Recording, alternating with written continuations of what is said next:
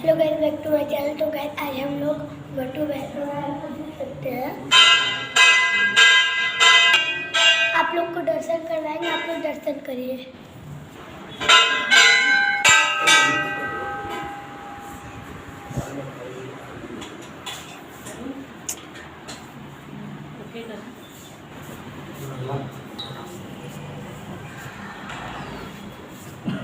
चला फिर बाहर जाकर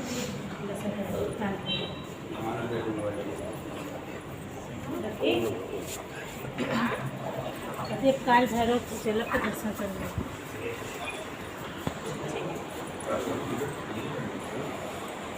ये बिल्कुल यहाँ की मान्यता जो भी है ऐसे बोली अच्छा है।